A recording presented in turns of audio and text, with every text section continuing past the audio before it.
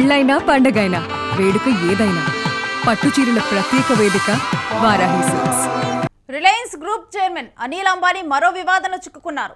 అంబానీ ఆర్కాంపై కొత్తగా కేసు నమోదు చేసింది సిబిఐ.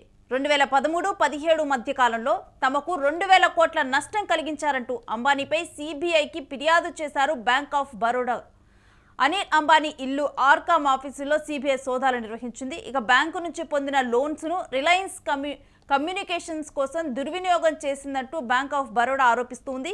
నిన్న 3,500 కోట్ల విలువైన ఇంటిని సీజ్ చేసింది ఈడీ. మొత్తం 40,000 కోట్ల స్కామ్లో చిక్కుకున్నారు ఇప్పుడు అనిల్ అంబానీ. ఈ మేరకు కూడా బ్యాంక్ ఆఫ్ బరోడా అనిల్ అంబానీ మీద ఫిర్యాదు చేయడం జరిగింది. ఇక పలు ఆరోపణలు అనిల్ అంబానీ మీద వినిపిస్తూ ఉన్నాయి. దీనికి సంబంధించిన డీటెయిల్స్ మా ప్రతినిధి కిరణ్ అడిగి తెలుసుకుందాం. కిరణ్, ఈ వివాదం గురించిన పూర్తి డీటెయిల్స్ ఏంటి? రేణు, వరుసగా రిలయన్స్ చైర్మన్ ఏదైతే ఉన్నారో అనిల్ అంబానీ ఇప్పటికే పలు సిబిఐ కేసుల్లో ఇరుక్కున్నారు. అంతేకాకుండా మరో వివాదంలో కూడా ఆయన ఇరుక్కోవడం జరిగింది.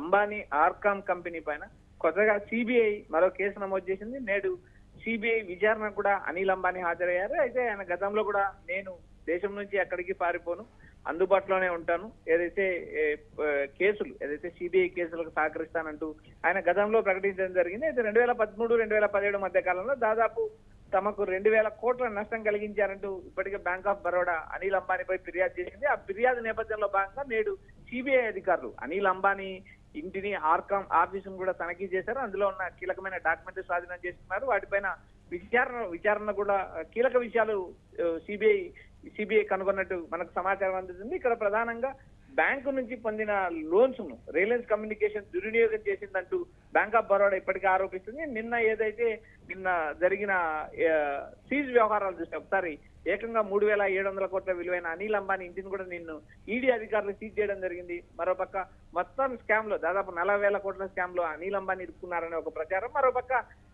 నిన్నటి వరకు ఆయన మొత్తం ఆస్తులు దాదాపు 15,000 కోట్ల ఆస్తులు సీజ్ చేసినట్టు మనకు సమాచారం వినిపిస్తుంది. ఏదైతే అనిల్ అంబానీ ఈ గతంలో ఏదైతే డిఫాల్టర్ గా నమోదు చేసుకోవాలని ప్రయత్నం చేసిన నేపథ్యం మనం చూసాం. అయితే ఇక్కడ ప్రధానంగా ముఖేష్ అంబానీ, తన అన్న ముఖేష్ అంబానీ, అనిల్ అంబానీ ఇద్దరు అన్నదమ్ములు. వీరిద్దరు వ్యాపార భాగస్వాములుగా తర్వాత విడిపోయారు. అనిల్ గ్రూప్ ఇండస్ట్రీస్ వేరే, ముఖేష్ గ్రూప్ ఇండస్ట్రీస్ వేరే. అయితే ఇక్కడ ప్రధానంగా అనిల్ అంబానీ చుట్టూ కేసులు ముసురు చుట్టుకుంది. ఇక్కడ ప్రధానంగా ఈ కేసుల్లో ఆస్తులు సీజ్ చేశారు. ఇప్పటికే దాదాపు 15,000 కోట్ల ఆస్తులు సీజ్ అయ్యాయి. దాదాపు 3,700 కోట్ల విలువైన ఇల్లు సీజ్ చేశారు. మరోపక్క వరుసగా బ్యాంక్ ఆఫ్ బరోడా కేసులు నమోదు చేసింది. సిబిఐ విచారణ చూస్తాం. నేడు కూడా ఆయన సిబిఐ విచారణకు హాజరయ్యాడు. నేను సిబిఐకి సహకరిస్తాను, నేను ఎక్కడికి కూడా పారిపోనంటూ ఆయన స్పష్టత ఇచ్చారు. రేణు, ఇక దీని మీద కూడా అంటే లీగల్ గా నెక్స్ట్ ఎలా ప్రొసీడ్ అవనున్నారు, ఏంటి పూర్తి డీటెయిల్స్ దీని గురించి? రేణు, ఇక్కడ ప్రధానంగా ఈ అనిల్ అంబానీ పైన పలు ఫిర్యాదులు వచ్చాయి. బ్యాంకు సంబంధించిన అంశాల్లో బ్యాంక్ ఆఫ్ బరోడా కూడా మమ్మల్ని మోసం చేశారంటూ ఆరోపిస్తుంది. మరోపక్క దేశవ్యాప్తంగా అనిల్ అంబానీ, ముఖేష్ అంబానీ ఇద్దరు అన్నదమ్ములకు మంచి వాల్యూ ఉండేది. తర్వాత షేర్ మార్కెట్ లో కూడా మంచి విలువ ఉండేది. అయితే ఇప్పుడు మళ్ళీ సిబిఐ కేసులు నమోదు కావడం వరుసగా దాదాపు బ్యాంకు నుంచి పొందిన రుణాలను దాదాపు 2,200 కోట్ల రుణాలను ఏదైతే రిలయన్స్ కమ్యూనికేషన్ దుర్వినియోగం చేసిందంటూ కెనరా బ్యాంకు ఫిర్యాదు చేసింది. ఏదైతే మోసపూరిత ఖాతాలకి 2,200 కోట్లు బదిలీ చేశారనే ఆరోపణలు ఉన్నాయి. వీటిపైన కూడా దాదాపు విచారణ జరుగుతుంది. మరోపక్క 2013-2017 కాలంలో కూడా ఏకంగా ఆస్తులకు సంబంధించిన అంశాలను దాచిపెట్టారు. దేశవ్యాప్తంగా ఏదైతే 40,000 కోట్లకు సంబంధించిన స్కామ్ లో ఇరుక్కున్నారనే ఆరోపణలు మరోపక్క రిలయన్స్ అంటే మరికొన్ని ఆస్తులను కూడా ఇప్పుడు ఈడీ సీజ్ చేయనుందని అనుకోవచ్చా? రేణు, ఖచ్చితంగా. ఎందుకంటే ఇక్కడ ప్రధానంగా అనిల్ అంబానీ పైన బాంబే హైకోర్టులో పిటిషన్ వేశారు. ఈ ఆస్తుల వ్యవహారం పైన మోసపూరిత కుట్ర చేశారనే ఆరోపణల పైన కూడా గతంలో ముంబై హైకోర్టులో పిటిషన్ వేశారు. అయితే ఆ పిటిషన్ స్టే ఇచ్చారు. అయితే ఆ స్టే కూడా వెకేట్ చేయడం, ఫిబ్రవరి 28 తేదీతో ఆయనకి ఇచ్చిన గడువు ముగియడంతో బ్యాంక్ ఆఫ్ బరోడా ఏదైతే సిబిఐకి మరోసారి ఫిర్యాదు చేసింది. ఈ ఫిర్యాదు పైన వెంటనే సిబిఐ కూడా ఏదైతే ఎంక్వైరీ చేసింది, ఏదైతే సిబిఐ సోదాలు చేసింది. దాదాపు అనిల్ ధీరుభాయ్ గ్రూప్ అంబానీ గ్రూప్ లకు సంబంధం ఉన్న 40,000 కోట్ల రూపాయల విషయంలో ఏదైతే బ్యాంకింగ్ కార్పొరేట్ మోసం కేసులో అనిల్ అంబానీ ఎన్ఫోర్స్మెంట్ అధికారులు ఈడీ ఎదుట హాజరయ్యే ఈడీ విచారణ జరుగుతుంది. నేడు కూడా ఈడీ విచారణ హాజరయ్యే. నిన్న కూడా ఏదైతే దాదాపు 3,700 కోట్లకు సంబంధించిన ఇంటిని సీజ్ చేశారో, మరోపక్క ఏదైతే దేశవ్యాప్తంగా ఆయన దాదాపు 15,000 కోట్ల విలువైన 15,000 కోట్ల రూపాయల ఆస్తులు సీజ్ చేశారు. అయితే రాబోయే రోజుల్లో లీగల్ గా ఎదుర్కొంటాను, నేను ఎక్కడ ఫ్రాడ్ చేయలేదంటూ అనిల్ అంబానీ స్పష్టం చేసిన ఈడీ ముందు పలు సాక్ష్యాధారాలు ఉన్నాయి, వాటి ఆధారంగా విచారణ జరుగుతున్నాయి. అయితే రాబోయే రోజుల్లో ఈ కేసు ఎలా మలుపు తిరుగుతుందని చూడాలి. మొత్తం వ్యవహారం చూసినప్పుడు దాదాపు 40,000 కోట్ల స్కామ్ లో అనిల్ అంబానీ పేరు రావడం, సిబిఐ కేసు నమోదు చేయడం, మరోపక్క ఆస్తులు దాదాపు 15,000 కోట్ల ఆస్తులు సీజ్ చేయడం ఏదైతే వ్యాపార రంగాల్లో ఒక సంచలనం రేపుతుంది. ఎందుకంటే ధీరుభాయ్ అంబానీ గ్రూప్ అంటే దేశంలో కాదు ప్రపంచంలో ఒక పేరు పొందిన సంస్థ. అలాంటి సంస్థ నుంచి ఇద్దరు అన్నదమ్ములు వేరుగా విడిపోవడం,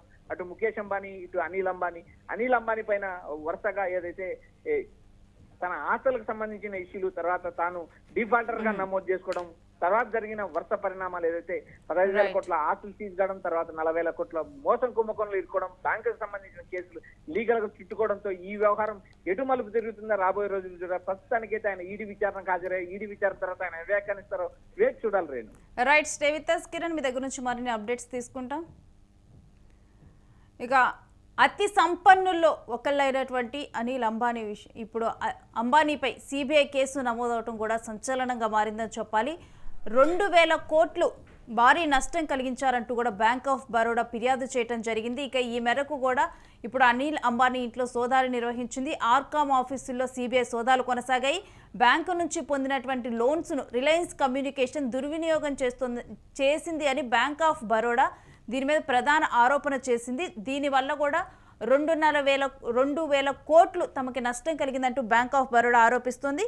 ఇక 3,500 కోట్ల విలువైనటువంటి ఇంటిని సీజ్ చేసింది ఈడీ. మొత్తం 40,000 కోట్ల స్కామ్లో ఇప్పుడు అనిల్ అంబానీ చిక్కుకున్నట్లుగా తెలుస్తోంది.